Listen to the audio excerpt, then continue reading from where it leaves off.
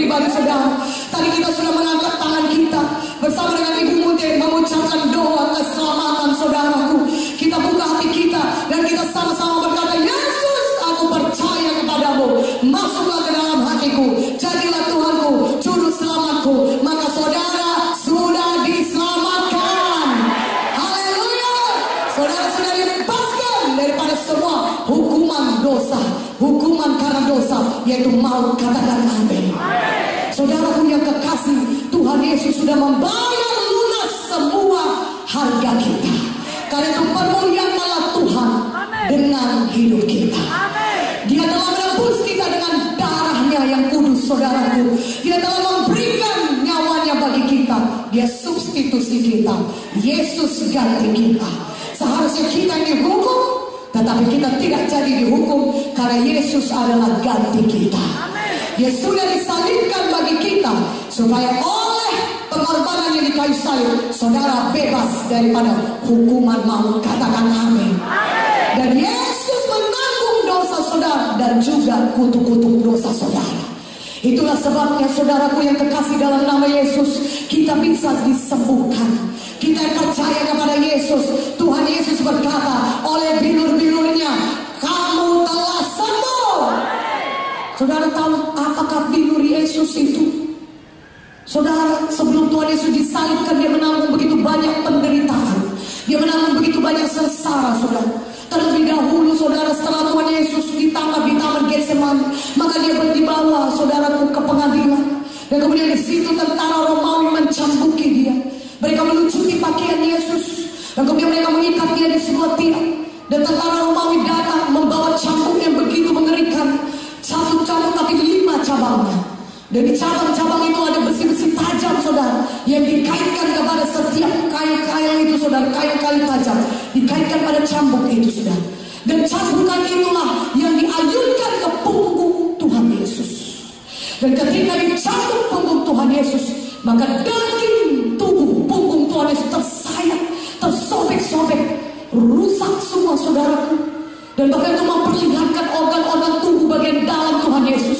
Tubuh Yesus dihancurkan.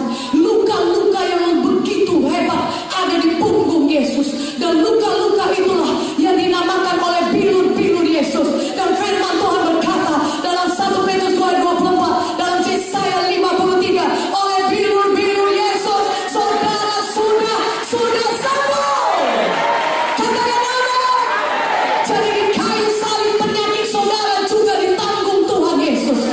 Sehingga saudara yang percaya kepada Yesus, saudara tidak perlu menanggung penyakit saudara lagi. Tapi saudara yang sakit sekarang ini bisa sembuh. Lebih kuat aminnya.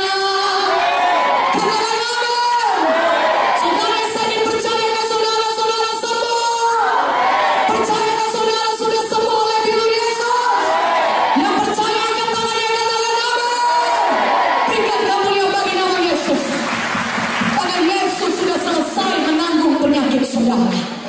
Firman-Nya berkata oleh bilurnya kita sudah sembuh.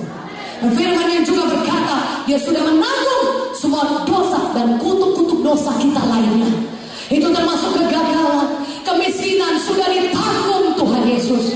Sehingga kita yang percaya kepada Yesus, kita tidak perlu hidup lagi di bawah kutuk dosa kemiskinan, tapi kita bisa hidup diberkati Tuhan, limpah dengan berkat Abraham. Itu berkat Abraham adalah berkat materi yang berlimpah-limpah. Katakan amin. Lebih kuat amin ya. 2 Petrus 1:3, saudara, buka Alkitab saudara. Pada hari ini saudara pulanglah dengan semua berkat Tuhan dalam hidup saudara. Amin. Saudara pulang dengan jamaah Tuhan. Katakan amin. Saudara pulang dengan semua yang sudah disediakan Tuhan bagi saudara. Katakan amin.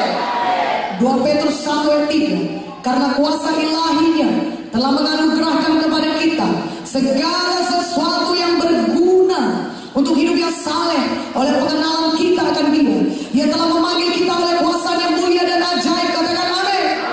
Segala sesuatu yang berguna Tuhan Yesus sudah menyediakan, sudah menganugerahkan kepada kita segala sesuatu yang berguna untuk hidup yang saleh. Apapun yang saudara butuhkan selama saudara hidup di dunia ini, supaya saudara bisa hidup mempermuliakan Tuhan, sudah Tuhan sediakan bagi saudara. Apakah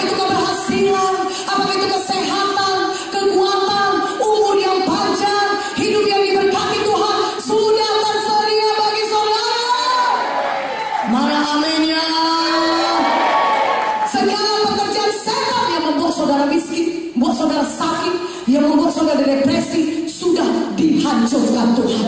Kalau maut pun sudah dihancurkan, apalagi segala akibat dosa, katakan amin. Apalagi kutuk-kutuk dosa, katakan amin. Yesus sudah bangkit dari maut. Maut itu adalah, saudaraku, musuh yang terbesar. Itu yang paling ditakuti oleh manusia. Tapi maut sudah dikalahkan Yesus, karena Yesus sudah bangkit dari maut. Dia Tuhan yang hidup. Kubur Yesus di sana sudah kosong, saudara. Tidak ada Yesus di situ. Yesus sudah ada di sorga, duduk di sebelah kanan Allah Bapa. Katakan amin. Dia sudah mengalahkan maut. Kemenangan Yesus adalah kemenangan saudara juga. Mana momennya, katakan amin. Yesus melakukannya untuk saudara. Haleluya. Dia sangat mengasihi saudara. Dia sudah menanggung dosa saudara. Dia sudah menanggung penyakit saudara. Dia sudah menanggung kemiskinan saudara di kayu salib di Golgota 2000 tahun yang lalu. Sehingga saudara yang percaya kepada Yesus tidak perlu menanggungnya lagi. Amin. Saudara tidak perlu lagi miskin, tidak perlu lagi sakit, tidak perlu lagi sedih, tidak perlu lagi depresi, tidak perlu lagi diikat oleh setan. Tapi saudara bisa hidup berkemenangan dan diberkati oleh Tuhan. Katakan amin. Katakan amin. Yang percaya katakan amin. Segala sesuatu sudah disediakan Tuhan. Kita tinggal menerimanya saja. Tuhan sudah memberikannya kepada kita, saudara. Bagaimana caranya kita bisa menerima semua berkat Tuhan yang sudah disediakan bagi kita? Ada satu caranya, kuncinya yaitu apa? Saudara harus punya iman.